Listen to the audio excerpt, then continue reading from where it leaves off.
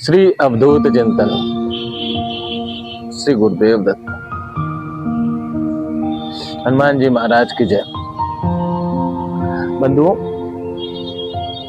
परमहंस योगानंद जी की के विषय में जो हम लोग श्रवण कर रहे थे, आज ये भाग दूसरा है, जिसमें परमहंस योगानंद जी, जिनका बचपन का नाम मुकुंद है, पिछले वीडियो में हमने बताया है आपको। मुकुंद के माता पिता बहुत ही सज्जन पुरुष थे और बहुत ही निर्मल स्वभाव की उनकी मां थी। जो उनके पिता थे वो नागपुर के किसी रेलवे स्टेशन में उनकी सरकारी नौकरी थी।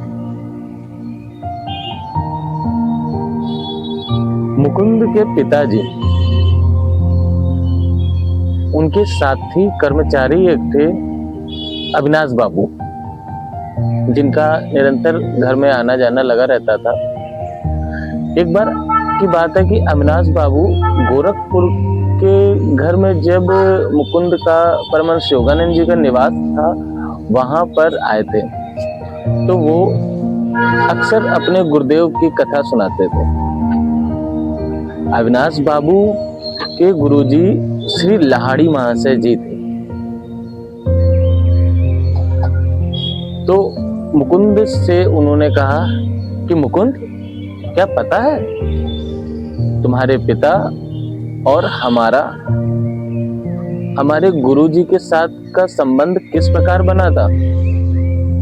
हम लोग किस प्रकार से गुरुजी से दीक्षा लेने गए थे, जो कि हम पहले से ले चुके थे, परंतु तुम्हारे पिता हमारे साथ किस घटना के तहत गए थे? तो मुकुंद ने सर हिलाते हुए ना का उत्तर दिया और जिज्ञासा जगाई कि हमें जानना है। उस समय अविनाश बाबू बताने लगे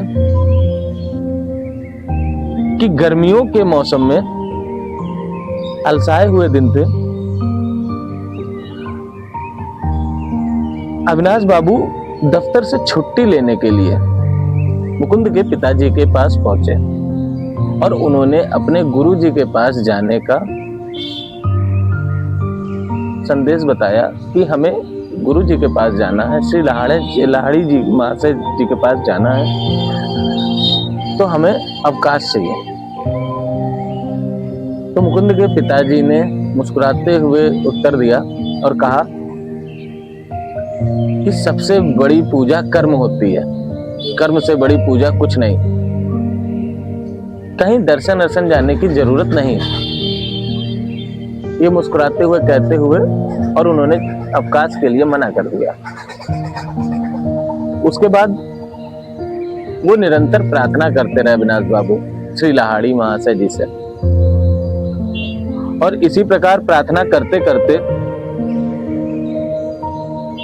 वो अपने घर के निवास स्थान की तरफ बढ़ रहे थे।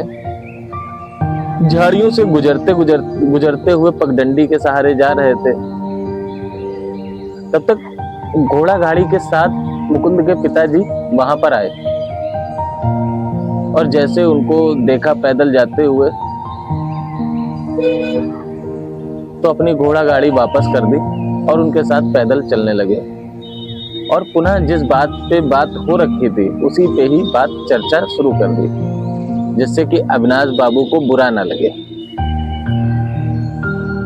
और उसी बात को लेकर के समझाने लगे। उसके बाद अचानक थोड़ी ही दूर चलते चलते एक दिव्य प्रकाश उत्पन्न हुआ और दिव्य प्रकाश से श्री लाहाड़ी महाशय जी अवतरित हुए, आए, और आने के बाद कहा कि भगवती, तुम अपने कर्मचारी के साथ गलत व्यवहार कर रहे हो, बहुत कठोर व्यवहार कर रहे हो। और ऐसा कहते हुए वो अंतर्ध्यान हो गए, वो प्रकाश पुंज अंतर्ध्यान हो गया। लेकिन बंधुओं, ये एक महज आपको साधारण बात लग सकती है, परंतु अगर आप कल्पना करें कि हम और आप साधारण इस तरीके से कहीं चल रहे हो और एक इस प्रकार का प्रकाश विद्यमान हो और वहीं से कोई सिद्ध संत, सिद्ध महात्मा आकर के आपसे बात कहें, आप उस समय अचंभित हो जाएंगे। वो किसी बड़े चमत्कार से कम नहीं होगा। उसी प्रकार वो भी अचंभित हो गए और वो अविनाश बाबू से निवेदन करते हुए कहने लगे कि अविनाश बाबू, हम आपको अभी से अवकाश देते हैं, अभी से छुट्टी देते हैं। अब आप ही नहीं, हम भी चलेंगे आपके गुरु के पास, और केवल हम ही नहीं, हम अपनी धर्म पत्नी को भी साथ ले चलेंगे। कल ही हम लोग प्रस्थान करेंगे यहाँ से, अगर आपकी आज्ञा हो तो अविनाश बाबू ने मुस्कुराते हुए और अपने गुरुदेव का धन्यवाद देते हुए उनकी हाँ में हाँ कर दी। दूसरे दिन वाराणसी के लिए सब लोग प्रस्थान करते हैं। वाराणसी में उनका आश्रम ढूंढना बहुत ही मुश्किल था।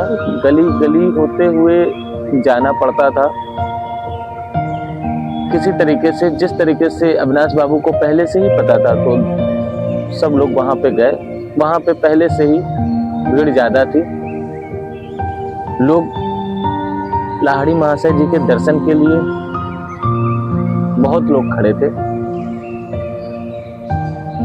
लेकिन उस समय जैसे ही भगवती, जो कि मुकुंद के पिताजी परमहंस योगानंद जी के पिताजी थे, और अविनाश बाबू और भगवती जी की धर्मपत्नी, तीनों लोग जैसे ही वहां पे पहुंचे तो लाहड़ी महाशय जी की दृष्टि उन पर गई और उन्होंने इशारे से अपनी नजरों को नीचे करते हुए अपने पास बुलाया।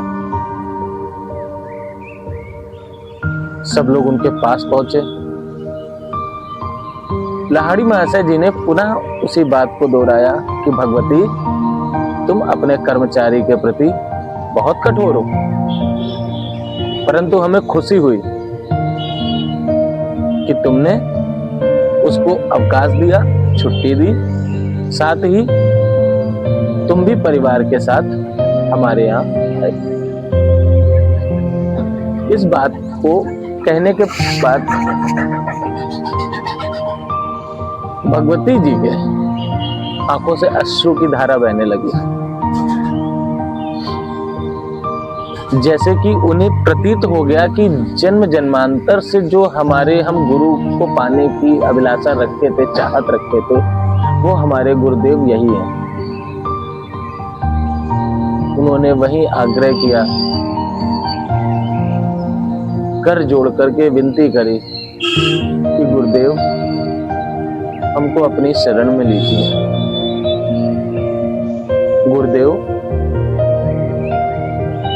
कृपा करिए। अनुग्रह करते हुए गुरुदेव ने अपना आशीष उनके मस्तिष्क पर रखा और उनको दीक्षा के लिए समय दिया। इस प्रकार उनका आग्रह स्वीकार कर लेने के बाद वो बहुत ही खुश होकर के वहां से गए थे। तभी से परमहंस योगानंद जी के ऊपर लाहड़ी महाशय जी की एक विशेष कृपा थी। वो बचपन से ही, जब उनका जन्म हुआ था, उसी समय से ही उनके ऊपर विशेष कृपा रहती थी। लगभग एक महज घटना याद आती है कि 8 वर्ष की मुकुंद की आयु होगी। उस समय की आयु, गोरखपुर में ही उनका निवास था उस समय, और मुकुंद को बहुत ही जटिल बीमारी ने पकड़ा था। उस समय हैजा फैला हुआ था और ज्वर से शरीर पूरा कांप रहा था। डॉक्टर भी आकर के वैद्य भी उस समय आकर के उपचार करके जाते थे, लेकिन कोई भी फायदा नहीं होता था। मुकुंद की अवस्था ऐसी हो चुकी थी कि मुकुंद के शरीर में हाथ उठाने की भी जान रह नहीं रही गई थी। ऐसी अवस्था देख करके मुकुंद की मां ने श्री लाहाड़ी महाशय जी की फोटो के प्रति एक भाव प्रकट किया। जहां पे मुकुंद लेटे थे वहीं पे एक सिराने दाईं तरफ लाहाड़ी महाशय जी की फोटो लगी थी। उनकी मां ने बोला कि मुकुंद, लाहाड़ी महाशय जी को देखिए, गुरुवर को देखिए और हाथ जोड़ करके प्रणाम कीजिए और उनसे प्रार्थना करिए। गुरुदेव बहुत दयालु हैं और वो आपकी बात सुनेंगे। मुकुंद की इतनी भी हिम्मत नहीं थी कि हाथ ऊपर उठा करके जोड़ सके, लेकिन मुकुंद ने आंख बंद करते हुए लाहाड़ी महाशय जी को देख करके आंख बंद करते हुए मन ही मन स्मरण किया और लाहाड़ी महाशय जी को याद किया और कहा, हे गुरुवर, हमारे ऊपर कृपा करिए।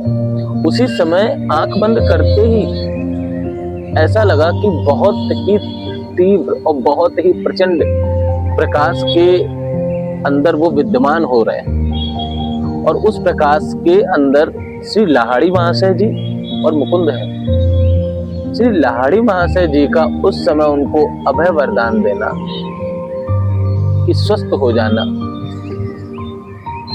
वो उनके लिए दूसरे जन्म के बराबर। इस प्रकार लाहाड़ी महाशय जी ने मुकुंद को एक नया जीवन दिया। इसके आगे की चर्चा हम लोग परमहंस योगानंद जी के अगले भाग में करेंगे। अभी तक किसी ने अगर इस चैनल को सब्सक्राइब नहीं किया है तो आप लोगों से अनुरोध है कि चैनल को सब्सक्राइब करिए। हम लोग आप तक और भी अच्छे अच्छे वीडियो, अच्छे अच्छे योगी, अच्छे अच्छे संतों की जीवनी लेकर के आते रहेंगे।